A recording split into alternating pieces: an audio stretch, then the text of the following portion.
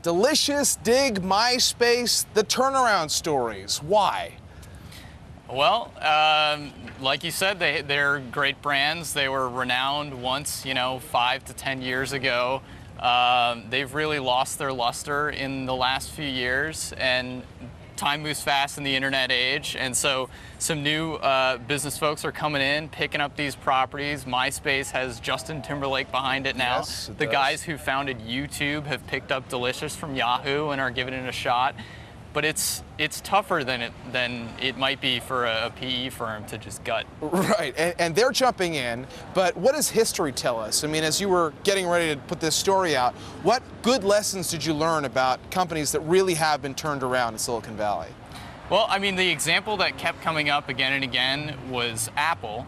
Not really an internet company, but it is a technology company, and it was the turnaround story of the last decade.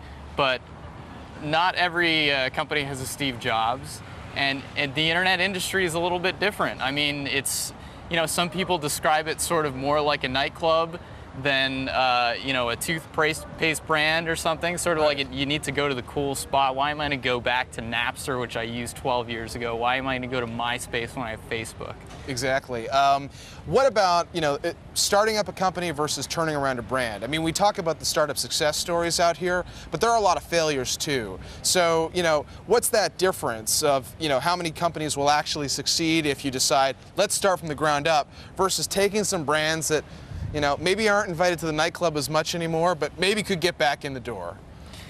Yeah, it's tough, because I was talking to some folks who worked at MySpace over the last decade or so, and one of them brought up, we were there at MySpace, we had a plan, we had 30 million users, and here we see Instagram come out of nowhere and just fly right past us. And you can see the same thing with Pinterest and all of these companies that sort of came out of nowhere and blew up. I also talked to Jay Adelson, who is the CEO of Dig for a long time, Dig, which is in its own turnaround right now.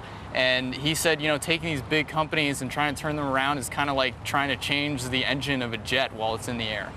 Yeah, good analogy. Before we go, Yahoo, we talked a little bit about it on the show today. Here's a bigger company, but is a turnaround story to a certain extent. AOL, these kind of brands. What do you think we're going to see with those companies over the next few months? I think there are some similarities there between these dusty Web 2.0 brands that have new management coming in, trying to turn them around, and Marissa Mayer going into Yahoo and the attempts at AOL. I mean, for Marissa, she's going to have to figure out what Yahoo is going to be. AOL has decided it's going to be a digital media company. What's Yahoo going to be? And you have people, that still use Yahoo, and they have certain expectations. So they need to, Marissa's going to need to figure out how she's going to shape it.